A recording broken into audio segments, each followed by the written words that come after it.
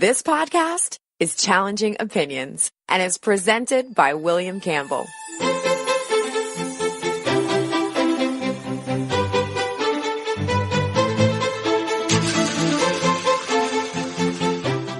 Thank you for downloading the Challenging Opinions podcast for June 11th, 2018. I recently spoke to YouTuber Natalie Parrott about feminism and trans issues, but not all trans people have the same opinions. In this podcast, another member of that community with a very different view, one that got her banned from Twitter.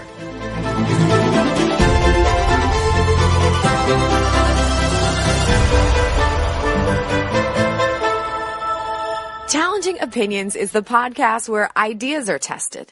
Whether you are left or right, conservative or progressive, devout or skeptic. What matters is the strength of your argument, not the strength of your voice. On a Skype line now from the UK, I have Miranda Yardley. Miranda calls herself an iconoclastic transsexual. Miranda, what does an iconoclastic transsexual look like? You see my picture. For those who haven't, tell us. I guess it's someone who doesn't really believe in the sort of dominant narrative that we seem to have out there about what it means to be trans. And, you know, amongst other things, which I'm sure we'll come on to, part of what transgenderism is doing is it's erasing the group identity of transsexuals, which has been a thing for quite a time. I mean, most people would understand what a transsexual is because, you know, there are certain ideas or stereotypes, dare I even say it, or, you know, concepts that are associated with that. Whereas transgender can mean, you know, pretty much any useful idiot. It's drawn so wide. To be transgender or a transgender woman, all you have to do is to declare that you have some sort of gender variance, and, you know, you can be Bob, who spends 30 days a month with his wife and kids doing his day job, doing his day job 5 days a week, and then one night a week go out partying to the local transvestite club or whatever, and, you know, suddenly you're a transgender woman. And I've written about this before, and you know, I kind of got separated from the trans scene for a few years because it just didn't interest me at all.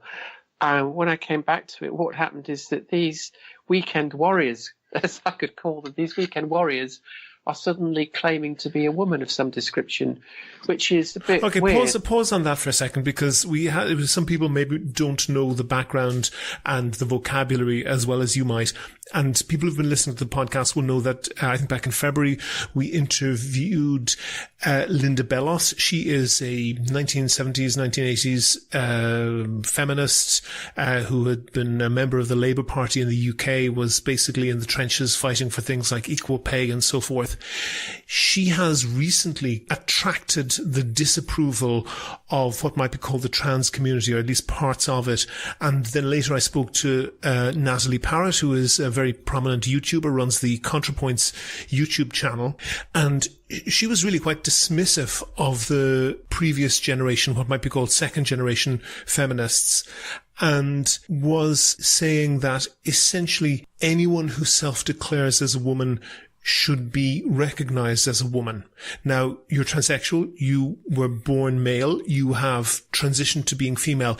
Do you accept what Natalie Parrott was saying? Well, there you go. It's the oldest trick in the book, isn't it, for a adult male, a man, to dismiss a woman because he says that she's old or from a different generation. Natalie's experience of being a woman is entirely limited to the time that Natalie has declared himself to be Natalie, and that is, you know, there's the rub. How can we say that it is a modern idea or or anything other than archaic, regressive ideology that a man can suddenly turn round and tell a woman that she's doing woman wrong, a woman who has lived her entire life as a woman whose life has been shaped as a woman by living in a world of men. And we, you know, a woman who was fought to be seen as a human being by, you know, in this world of men, we suddenly have this what is a man turning round and saying that she is not doing woman right? I mean, so you're drawing a distinction then between what the original second wave feminists would regard as being a woman and you yourself, essentially, are you? I don't know if that point really accurately represents what the point that I was trying to make. The point is that a woman is not an identity that you can wear. Clearly it's not. The dictionary, for example, defines a woman as being an adult human female. Mm-hmm. If you look at the Equality Act in the UK, Equality Act 2010, Section 212 states that a woman is a female of any age. The concept of being a woman is tied to reproductive class, or it's the class of woman is tied to reproductive biology. Do you think that's valid? Well, how else would you define woman, absent of defining a woman as being someone who is that conforms to particular social stereotypes? Mm-hmm. How can you think of another? How would you define woman if I'm lucky to be the one. I'm lucky to be the one here who's asking the questions and not having to answer them. And I'm going to exercise that particular privilege. But there is a conflict essentially between people, particularly older feminists. Older is perhaps the wrong word, particularly feminists of what are called second wave feminists, who say that if you're not born with XX chromosomes, you don't have the same experience of being a woman and you're actually not a woman, therefore butt out of our feminism. Do you think that's valid? No, I think the framing is a bit dishonest, to be honest. Mm-hmm. I mean, you're answering the questions. I presume that you are answering the questions really as to make an interesting interview and to challenge viewpoints as opposed to these are what you yourself think. Absolutely. I think that it is dishonest to frame this as being something that is being, an ideology, for want of a better word, that mm-hmm. is being put forward by people who are from the 1970s or a particular type of feminist or whatever. I think you'll find that most people know that a woman is an adult human female. Certainly most men seem to understand that a woman is an adult human female. And just to be clear, Miranda, would you include yourself in that? I'm male. Okay. I was born male. I was born with a functional male reproductive system, and I was socialized according to I was given a male socialization. Mm-hmm. How could I credibly claim to be female? On what basis? Here's an idea. Think about it like this. I got 2 cats. Both of them were female cats. They've been spayed. Does that mean that they're suddenly not female cats? My friend's dog has had his balls cut off. Does that mean that he's no longer a male dog? But hold on for a second. Some trans people would find that terribly offensive and saying that that's, almost reducing them to very medicalized view. Sexuality and gender identification is a very much more complex thing than that, isn't it? Not really, no.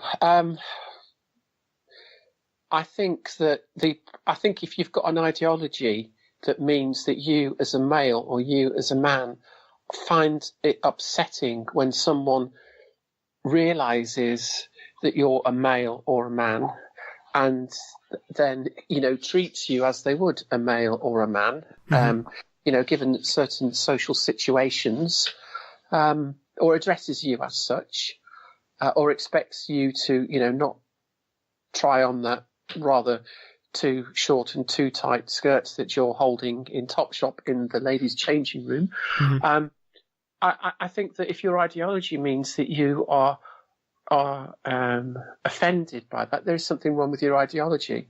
The way to deal with this really is not to expect everybody to suspend their disbelief and think that magically you, as being someone who, like a number of rather famous transitioners, have eked out a lucrative career for themselves in a man's world and doing man's things and had a number of wives and fathered a number of children, and then suddenly decide that you're female, I think we have to be able to question the basis of that.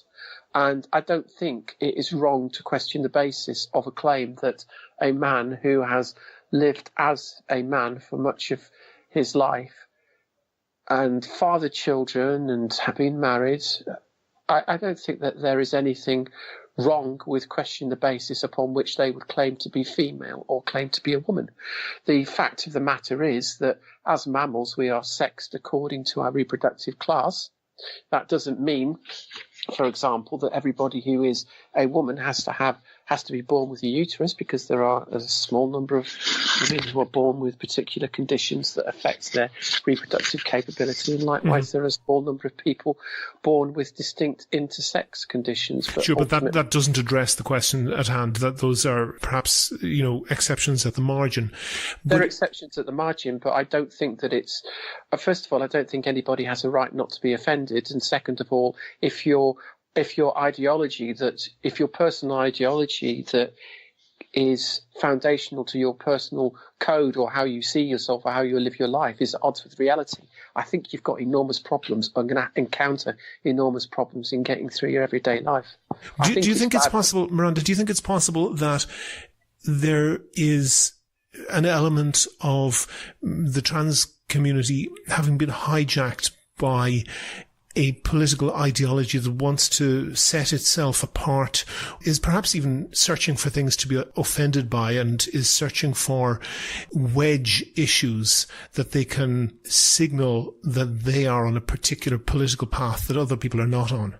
I think that a lot of the power of the transgender movement is based upon making out that they are a extremely oppressed class of people, and you will notice that there is a claim made for transphobia for essentially stating the truth, saying that trans women are male or that trans women are men, that the penis is not a female sexual organ, that there is no such thing as a lesbian with a penis, that lesbians are homosexual females.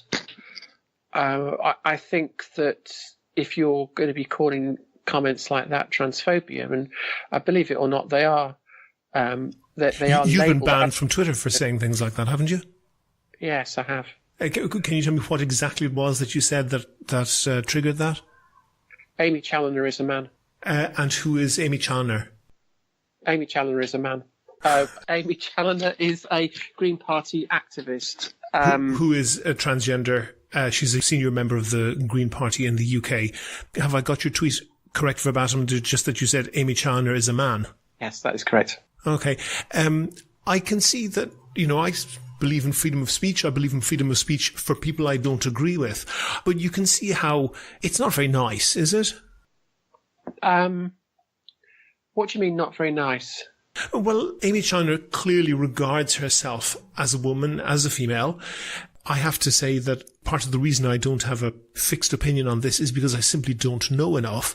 But if I came across either you or Amy Challoner or Natalie Parrott or anybody else who asked to be referred to as she, I do so not because I believe anything, but just because, it's nice to be nice. I wouldn't like to be disrespectful to anyone. I'm not suggesting that you did anything wrong or anything that maybe even justified you being banned from Twitter, but it's not nice. If I called you a man, would that be not nice?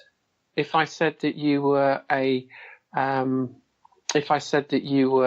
of a particular height, or if I said, oh look, you've got 2 arms and 2 legs. If I made any other factual statement about you, is that not nice?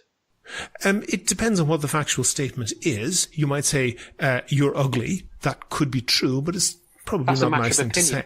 Being whether someone is ugly, and that's true. It could also be objectively true, but there are uncomplimentary and harsh and possibly mean things that are just absolutely factually true that can be said. It seems that, and it's true, I think, on all sides of this debate, that there are people who are anxious to be hurtful and anxious to be disrespectful. Yeah, well, I get that, and I get what you're saying about being nice. I don't really go in for pronouns myself. My life and my beliefs have evolved over time, and I think pronoun sensitivity is indicative of someone that is less than convinced about their life choices or about their belief systems. Whether you as an adult human male feel obliged to accept myself or Amy or Natalie as being a woman is entirely your choice. But I would say that you were doing that as an adult human male. You've got no skin in the game. Compelling women as individuals or even as a class to accept males like myself or Natalie or Amy as being females or as women and having rights as females or as women, it creates a rights conflict. And we can't even discuss this rights conflict.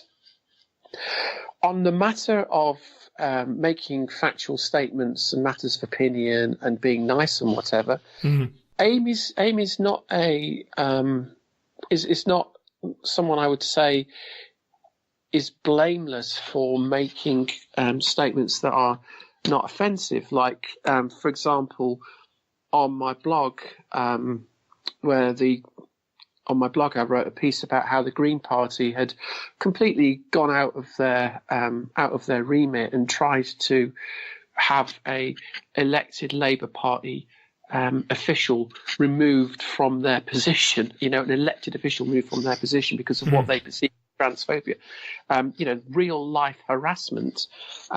You'll see on the page, I've got a tweet there from Amy Challoner, where he's saying, on Twitter, you can now follow the group for young non-male members of the Green Party's Young Green Party over at YG Women. Go give them a follow. Now, let's have a look at that statement. What we've done here is we've got Amy Challoner is saying that the people who should join the Green Party women's section are non-males. That is correct. So this is describing anybody who is a woman as being a non-male. Again, this comes back to something that Simone de Beauvoir said about the man being the one and the woman being the other. This is a very clear political othering of women. And it is, it's an incredibly misogynistic, dare I say, arrogant act to say that women are people that are just not just non-men, but non-male.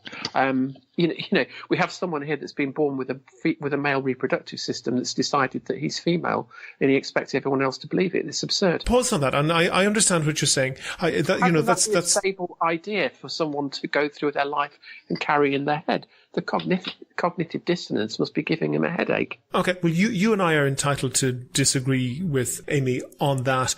But putting that aside and just looking here at one particular website which is documenting violence against trans people, and trans people are a tiny percentage of the population. Probably, I'll post a link with this, hrc.org.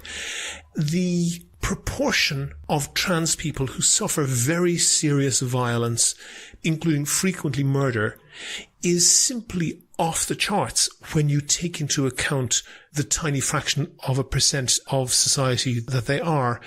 Trans people, perhaps you could say, are being hypersensitive about language and about pronouns and so forth. But trans people have every right to be very worried and very concerned about violence, don't they? Again, is that an expression of your opinion, or is that a question that you are asking me as a general question? I'm throwing out the idea for you to comment on. Okay.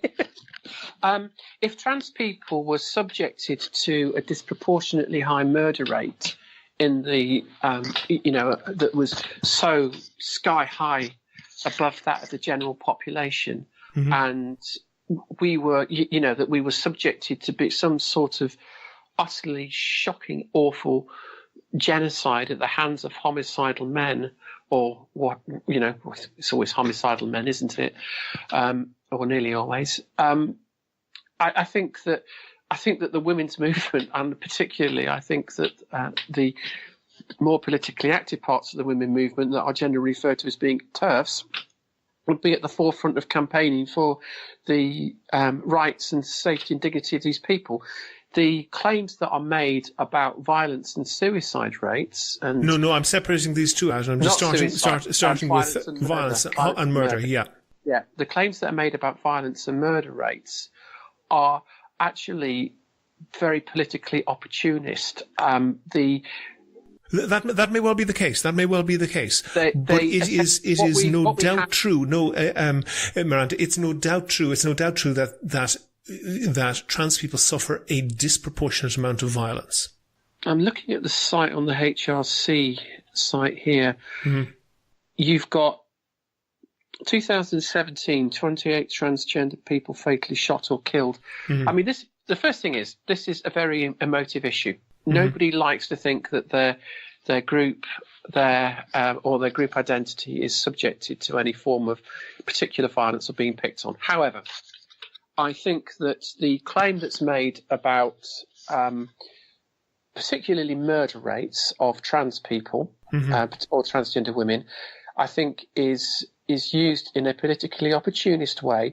What happens is it's usually... Sure, no, it may be used, but no, Miranda, stick with the topic. No, because I want to stick on this topic. It may well be used in an opportunist way, but that doesn't diminish the fact that it's true. It's not true. You think it's not true? Okay. The murder rate of this is what I'm trying to say, the murder rate of transgender women is no greater than that of the general population, even in the countries that you look at that have got sky-high rates of murder rates of transgender women. You will find that the general, it's a violent society. It's places like Brazil where, any homosexual is going to have in certain areas is going to have a pretty rough time. The situation in America, you'll notice that a lot of the murders that happen there are poor black and Hispanic transgender women who are often engaged in survival prostitution. And you'll see that the perpetrators of the murders are invariably men. Yep. And I think that to look at these murder rates and interpret them, I think we have to interpret them in the context in which they are happening, in that it is a function of poverty, it is a function of survival prostitution, and it is indicative of a violent society that is homophobic, lightly misogynistic, and has a vast amount of structural inequality that is not, for whatever reason, being addressed by whatever government might exist.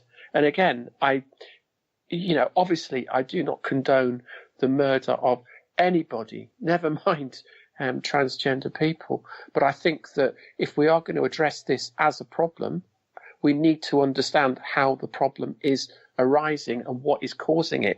We can't just say, transgender women have got a higher murder rate, isn't it awful? We should accept them as women. That ain't going to solve the problem. What is going to solve the problem is looking at the problems that are created by structural inequalities within society, looking at the issues that are created by having poverty in black and Hispanic communities in places like the USA, and people who are relying upon survival prostitution possibly the most dangerous job in the world, and looking at those problems and alleviating them. Certainly, looking at the murder rate of actual women within society, calling transgender women or transgender males women, is not going to solve that problem, because women calling themselves women doesn't solve the rate of whatever it is. I believe it's 3 or 4 women murdered in this country every week. In the UK, yes. In the UK. Looking at specific rates of murders of transgender individuals in the UK, I would add that there are, I believe that there has been 1, maybe 2 transgender women murdered in the UK within the last 7 years.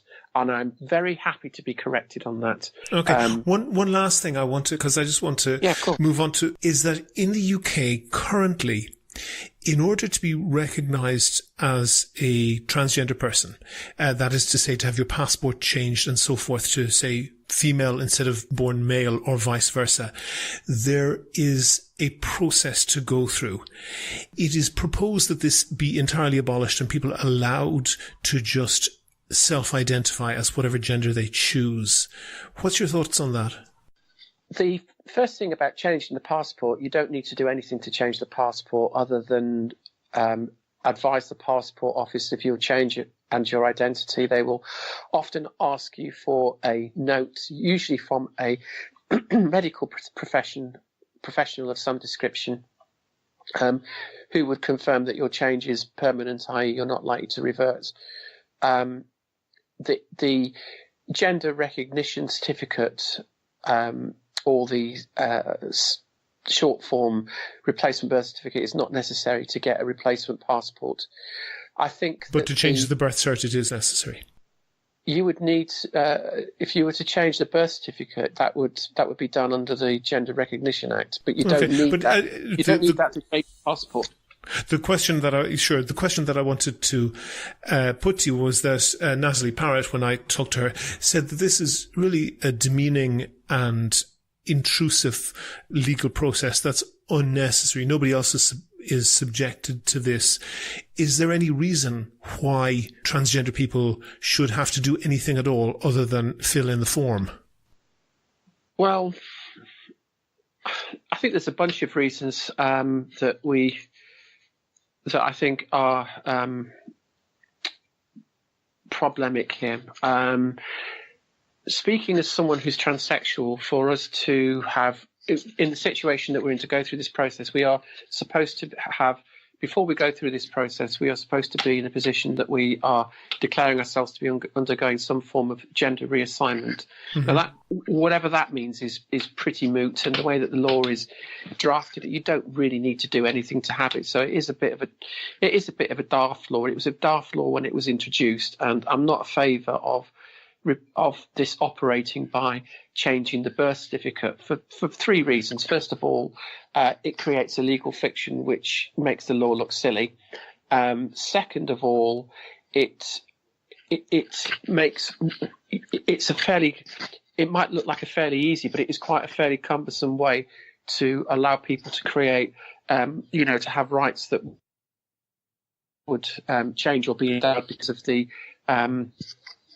the nominal change in sex. And I think that there are better ways of achieving it. And I think that the problem that we have with the legislation is that, yes, it is out of date, but the reason it's out of date is because, to be blunt, it's either daft or it's not needed. Things like, the original reason that this was introduced was to do with rights under the European Human Rights Convention, for people to be able to have a private life, for people not to be discriminated on the basis of sex, for things like social security and other benefits and whatnot. Mm-hmm. We've now got pretty much a equalisation of social security in this country between males and females, so it's not needed for that. We do actually have what is called equal marriage in this country, so that people who wish to get married can get married to whoever they want. The GRA actually produced a rather perverse situation for 14 years between the Gender Recognition Act. Yeah, that's right. Between 2004 and 2014, when equal marriage hit the statute books, we had this bizarre situation where two homosexuals or two people of the same sex could only get married if one of them changed their legal sex, which was, when you think about it, is actually profoundly unfair. Mm-hmm. I think that what the GRA achieves can be done without creating a legal fiction of the replacement birth certificate. And I think as well, it may have been perceived that there was a need for people to be protected from having their former identity as a man discovered or whatever. I think that the number of trans people that applies to is incredibly small and is going to remain incredibly small. So it's a minority law that benefits a very, very, very, very, very, very, very tiny minority of people. That there just are not the number of transgender women in the world who would benefit from that law, because, most of them you can see, or certainly with their behaviour, you would code them as being male. Miranda Yardley, iconoclastic transsexual and blogger, thank you very much for talking to me. Oh, it's an absolute pleasure. Thank you for your time. If you like the Challenging Opinions podcast, please rate and review the show on iTunes and other podcast providers. Share it on Facebook and Twitter. Tell your friends. But most important, make your view heard. Email podcast@challengingopinions.com. Go to the website for sources and for Miranda's links. And while you're there, please like the show on Facebook. You can't follow Miranda because of the Twitter ban, but you can still follow @ChallengingO and get in touch with me if you can suggest a guest or a topic for a future show. Also, you can find out how to subscribe to the podcast for free on your computer or phone or by email. It's all at www.challengingopinions.com. And also there, you'll see I've created a Patreon account.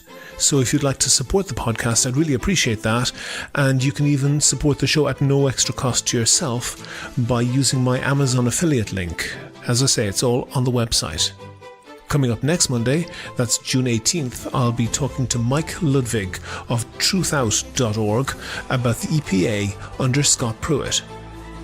The Challenging Opinions podcast is produced and presented by me, William Campbell. Thank you for listening.